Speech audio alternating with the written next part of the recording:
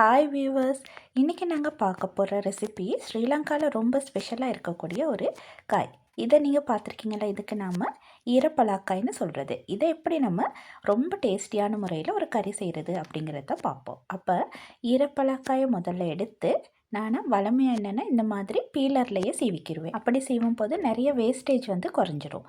அதுக்கப்புறம் இதை கவனமாக நல்லா ரெண்டாக வெட்டிக்கிறணும். ஏன்னா இது கொஞ்சம் ஹார்டாக இருக்கும். உங்களுக்கு நல்ல ஷார்ப்பான கத்தி இருக்கணும்.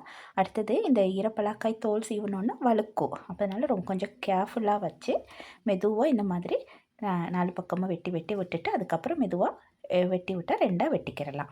ரெண்டாக வெட்டிட்டு அதுக்கப்புறம் அதில் அந்த ஒரு பாதியை எடுத்து அதையும் சின்ன சின்னதாக நம்ம காட்டுற மாதிரி நீங்கள் வெட்டிக்கிறணும். இதுக்கப்புறம் வெட்டுறது கொஞ்சம் ஈஸி. இந்த மாதிரி வெட்டி அதில் அந்த நடுப்பகுதியில் இருக்கிற அந்த துண்டை நம்ம அகற்றிடணும். அதுதான் முக்கியமானது. சாதாரணமாக வேலைக்கு போகிறவங்கலாம் ஈரப்பலாக்காய் சமைக்கிறதுனாலே ரொம்ப யோசிப்பாங்க. இப்போ நான் பொதுவாக நைட்டுக்கு செஞ்சிடுறது. அப்போ அந்த ஈரப்பலாக்காய் பால் கறி நைட் செஞ்சு வச்சா கூட ஒன்றுமே பிரச்சனை இல்லை. அடுத்த நாள் நம்ம வேலைக்கு கொண்டு போக முடியும். பாருங்கள், இந்த மாதிரி ஒரு பீசஸாக வெட்டி எடுத்துட்டு அதில் அந்த நடுப்பகுதி அவ்வளோத்தையும் வெட்டி விட்டுறணும். பாருங்கள் இவ்வளோ அழகாக வந்திருக்குன்னு. அடுத்து நீங்கள் ஈரப்பலாக்காய் வெட்டுற நேரம் ரொம்பவே முக்கியம். அதில் இந்த மாதிரி சில இடங்கள் அடிபட்டு இருந்தால் இல்லாட்டி ஏதாவது பூச்சி மாதிரி இருந்தால் சில இடத்துல கொஞ்சம் லைட் அந்த நீல கலர் மாதிரி கொஞ்சமாக இருக்கும். அப்படி இருக்கிற பீசஸை நல்லா வெட்டி வீசிடணும். அதை போட்டால் நம்ம கறி கசக்கோ, அது கறிக்கு சரியில்லை. அதனால இந்த மாதிரி நல்லா க்ளீனான பீசஸ் மட்டும் நீங்கள் எடுத்து ஒரு பாத்திரத்தில் தண்ணி கொஞ்சம் எடுத்து வச்சுட்டு எல்லாத்தையுமே அந்த மாதிரி பார்த்து வெட்டி அதுக்குள்ளே போட்டுறணும். நான் இன்றைக்கி நேரடியாகவே அடுப்புலையே வச்சு தான் சமைக்க போகிறதுனால கொஞ்சம் சின்ன பீசஸாக வெட்டியிருக்கிறேன். இல்லாட்டி நீங்கள் ப்ரெஷர் குக்கரோ இல்லாட்டி வேறு முறையில் ஏதாவது சமைக்கிறீங்கன்னு சொன்னால் நீங்கள் இன்னும் கொஞ்சம் பெருசாக கூட வெட்டிக்கலாம். பாருங்கள், இந்த மாதிரி எல்லா பீசஸையும் வெட்டி அந்த தண்ணிக்குள்ளே போட்டுக்கிறணும். இந்த ஈரப்பலாக்காய் கெமிக்கல்ஸ் எதுவும் இல்லாதது, எதுவுமே அடிக்காமல் நேரடியாக மரத்துலேருந்து பிடுங்கின காயாக தான் இருக்கும். அப்போ அதனால் அது உடம்புக்கு வேறு எந்த தீங்கும் வராது. ஆனால் இது மாப்பொருள் கூடினது தனி ஸ்டார்ச் கூடுங்கிறனால நீங்கள் அதுக்கேற்ற மாதிரி உங்களை ஃபுட்டை நீங்கள் அந்த இதுக்கேற்ற மாதிரி வேறு நியூட்ரிஷன் இருக்கிற உணவுகளையும் சேர்த்துக்கிற இருக்குது.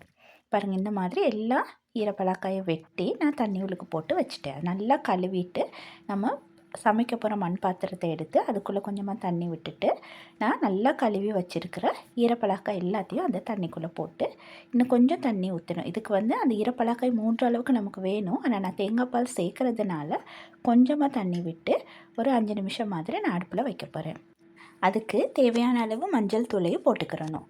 போட்டுட்டு அப்படியே மூடி வச்சு நேராக கொண்டு போயிட்டு அடுப்பில் வச்சு வேக வைக்க போகிறேன். அது அடுப்பில் வேகிற நேரத்தில் நம்ம இதுக்கான மசாலாவை ரெடி பண்ணிக்கிறணும். அதுக்கு நான் அந்த ஊசி மிளகாய் தான் எடுத்துருக்கிறேன். நல்ல பழுத்த ஊசி மிளகாய் 4 எடுத்துருக்கிறேன்.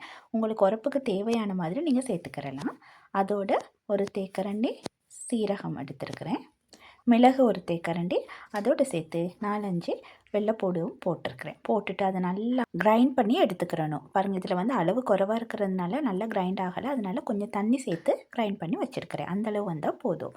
அதே நேரத்தில் இங்கிட்டு தேங்காய் பால் 2ஆம் பால் 1 கப்போ 1ஆம் பால் 1 கப்போ எடுத்திருக்கேன். நம்ம தேவையான அளவு யூஸ் பண்ணிக்கிடுவோம். இப்போ போய் பாருங்கள், நம்மளோட அவுட்டோர் கிச்சனில் தான் நான் இன்றைக்கி இந்த ஈரப்பலாக்காய் கறியை வைக்கிறேன். போய் பார்த்தா இங்கே பாருங்கள், அரைவாசி வந்துக்கிட்டு இருக்குது. இப்போயே பாருங்கள், அது கொஞ்சமாக வெந்து தான் இருக்குது. அப்போ அந்த பதம் வர நேரம் நம்ம அதுக்குள்ளே 2ஆம் பால் 1 கப் அளவுக்கு ஊற்றிக்கிற இருக்குது. இந்த பாருங்கள், இது என்னென்னா இந்த ஈரப்பலாக்காய் ஃபுல்லாக மூடுற அளவுக்கு தான் அந்த தேங்காய் பாலை ஊற்றணும். பாருங்கள், இந்த மாதிரி நல்லா ஊற்றிட்டு அதுக்கு தேவையான அளவு உப்பையும் சேர்த்துக்கிறணும். நான் முதல்ல உப்பு சேர்க்கலை. இதில் ஃபுல்லாகவே ஒரு தேக்கரண்டி அளவுக்கு உப்பு சேர்த்தா தாராளமாக போதுமாக வரும். இப்போ முதல்ல சேர்க்கலை என்னென்னா சில நேரம் சில ஈரப்பலாக்காய் வேகாமல் இருக்கும்.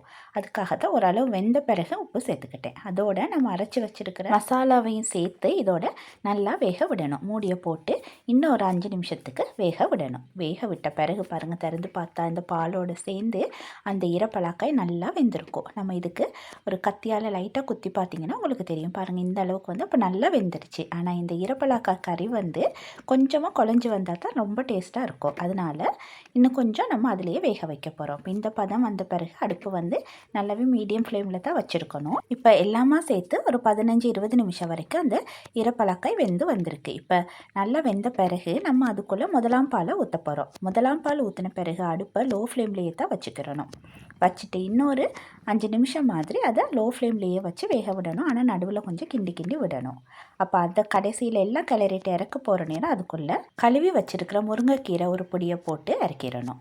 இப்போ இதோட அடுப்பு ஆஃப் பண்ணி வச்சிடணும். அப்படியே அந்த கறியை மூடி வச்சுட்டு நம்ம தாளிப்பொண்ணு செய்ய ரெடி பண்ணிக்கிறணும். சின்ன தாச்சொன்று வச்சுட்டு எண்ணெய் கொஞ்சம் விட்டு எண்ணெய் சூடானதும் கடுகு உளுந்து வெந்தயம் போட்டு அது பொரிஞ்சதும் அதுக்குள்ளே சின்ன வெங்காயமும் அதோடு சேர்த்து கருவேப்பிலை காஞ்ச மிளகாய் இதில் எல்லாத்தையும் சேர்த்து நல்லா வதக்கி எடுத்துக்கிறோன்னு. பாருங்கள், நம்மளோட தாளிப்பு இப்போ ரெடி ஆயிடுச்சு.